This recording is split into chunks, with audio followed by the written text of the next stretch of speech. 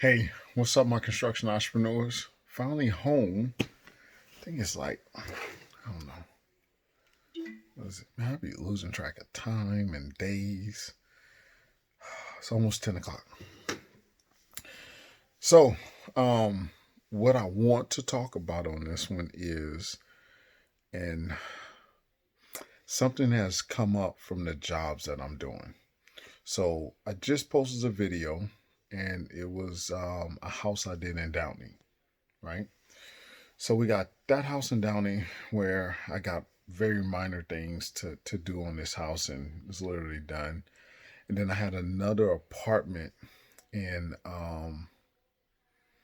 San Fernando that I got some cabinets and those subway tiles to install on the countertop, right? Or on the backsplash, whatever. I got tile countertop and a backsplash to do at this apartment.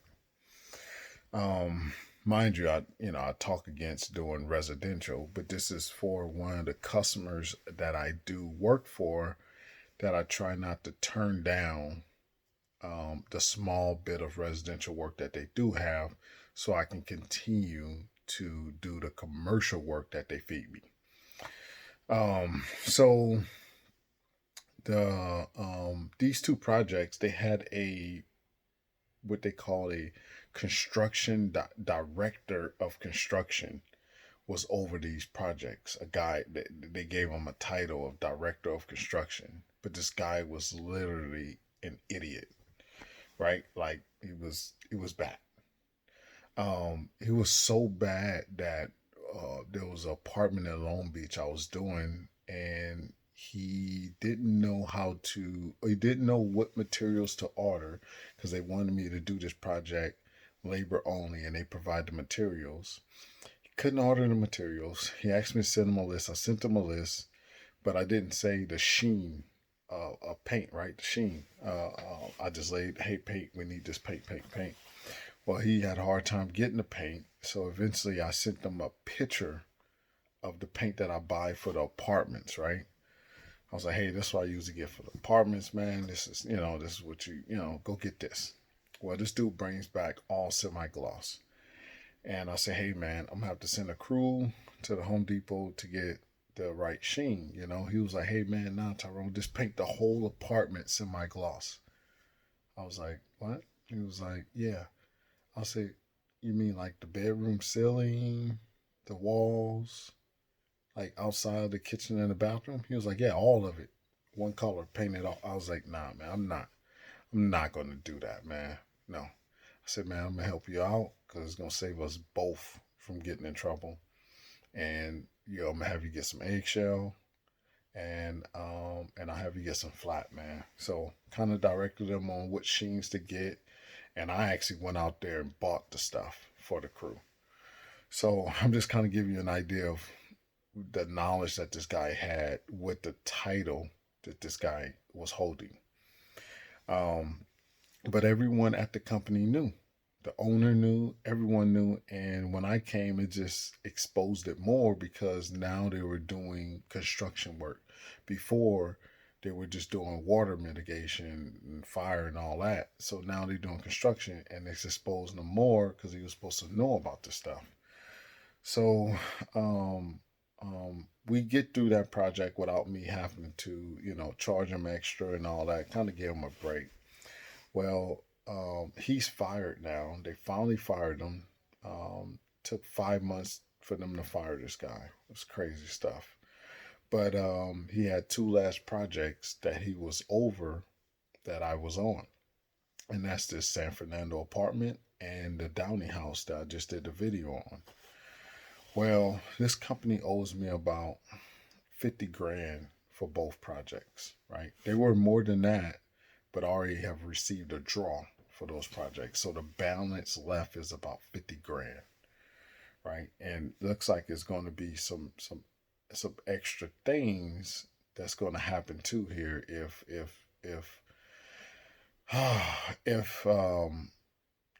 the owner pushes it, right? There's a few extra items that may add another $1,800 to the bill. Well, what happens is that the owner of the company that I'm doing the work for has to pay a franchise percentage fee to the owners that own the franchise, right? They own the franchise. He's a franchisee. He has to pay a royalty or whatever his percentage is. So he's losing out on these jobs.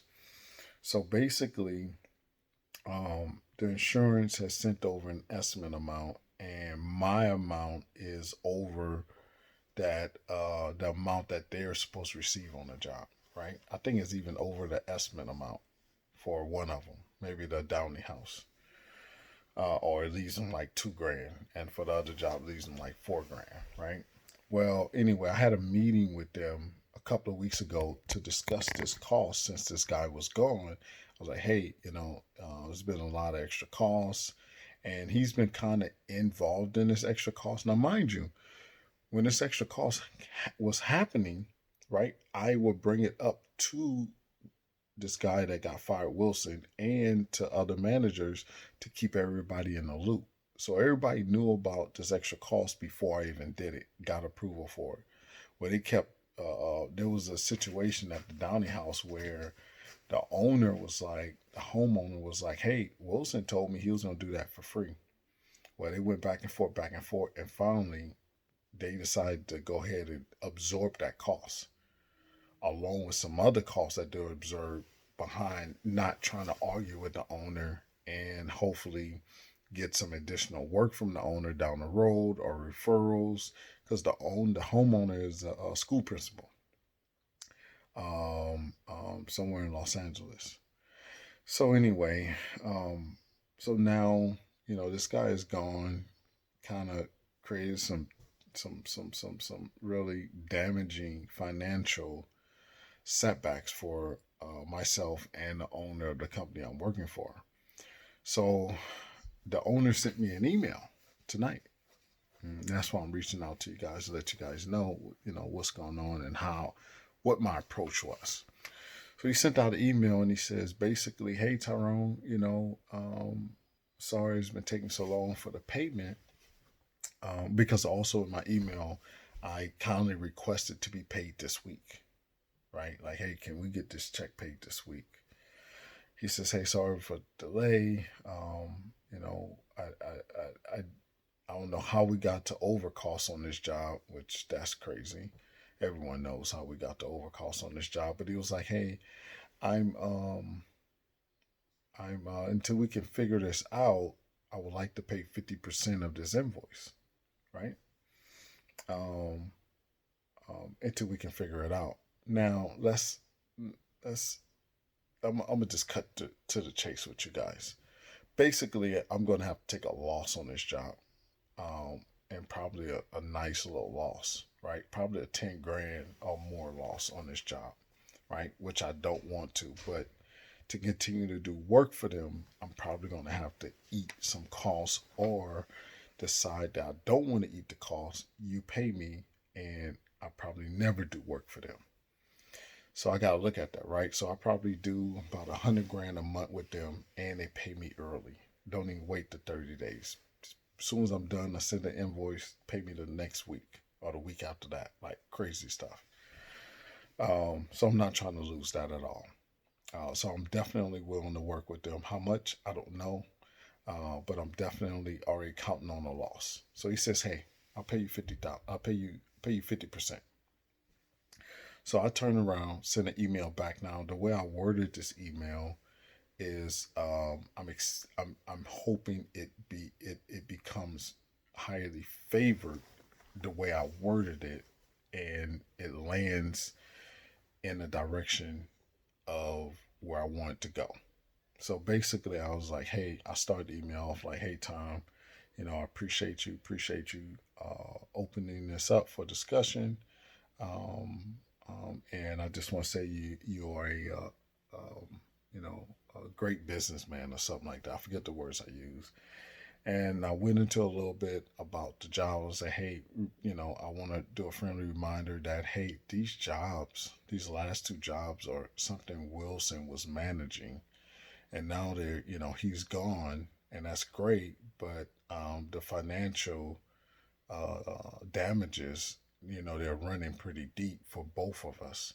And I was like, hey, with that said, I would, like you to consider, a position that will put us both in a better position, I feel, with looking at this loss. And I would like you to consider paying 75% of the total.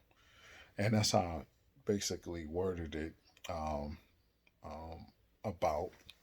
So I'm pushing for 75%, which leave about 12 grand and change left over that I'm probably going to lose. I'm not sure, but probably am. Which would be a total loss for me, right? That y'all would most likely be in the red. I have my assistant run those numbers to see where it's going to land at, but we'll see. We'll see. But right now, I'll sit there in a email and I'll keep you posted. Probably do a short little video on what happens tomorrow because tomorrow I should get the check. And right after this video, I'm going to hit send on that email. And then we'll go from there. So, what did I learn from this? One thing I learned from this is, doing all this, I try to keep more people involved. One of the tough things through this whole process was calling out the this director actions. Right, there is lack of knowledge during all this.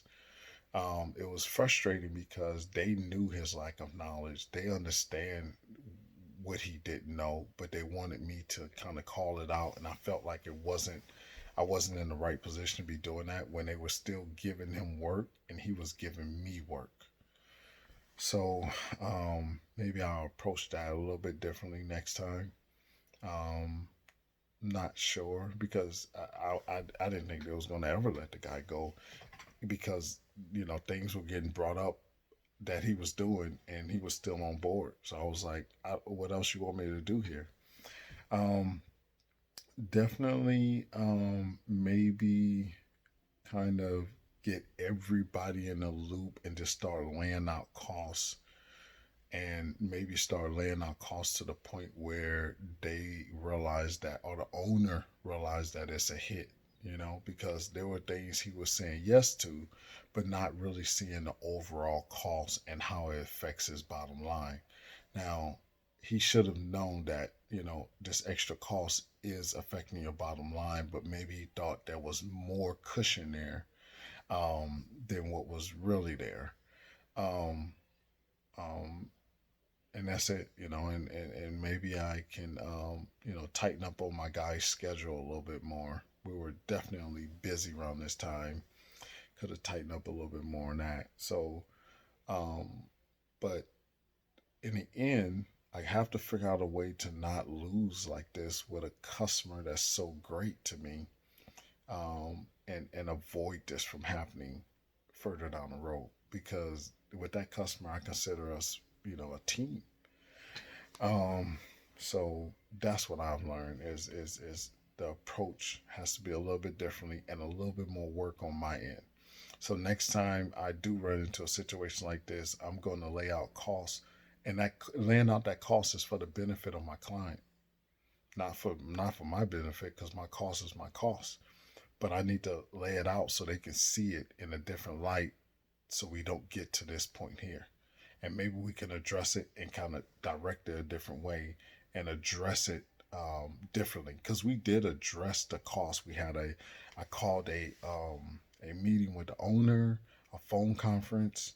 I called a phone conference with the company. Like I took action, and I was letting them know like, hey, we I went out there and the homeowner is like not getting in touch with Wilson, and she's not hearing anything from him, and she got questions about this, and these things are not in my contract.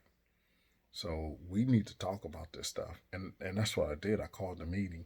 But next time I need to maybe go a little bit further outside of my responsibilities to make sure that, because I didn't go outside my responsibilities, now I'm being affected by it because of the relationship I want to continue. Right? Of the relationship I want to continue. So, just got to do a little bit more. Got to be a little bit more proactive, think ahead. Got to see these things to where we don't get hit like this. So we'll see. I'll do my numbers, and we'll see where we're at, and how things will land. And man, so I just wanted to share that with you. Leave a comment. Tell me what you think. Kind of laid it out there. It was a little bit long, but and then I'm gonna give you an update. Let you know if he even agreed to my 75%. Maybe he'd be like, "Hey, Tyrone, no, you know, um, I'm losing here, so I don't know." But let me know what you think. And what would you do? Now, hindsight, of course, you're going to be right? But try to put yourself in my shoes at the time that it happened. Kind of, without knowing the end, if you can. It's kind of hard to, since you already, know the end. But let me know what you would do, and if this helped you, at all. Make sure you share it, and make sure you subscribe, and just say hi. All right, my construction entrepreneurs, I'm gonna let you go with that. Hustle hard, then hustle harder. Oh, man, there's some big changes coming along, man. Big changes. I'll be sharing some videos real soon about these big changes. All right, late.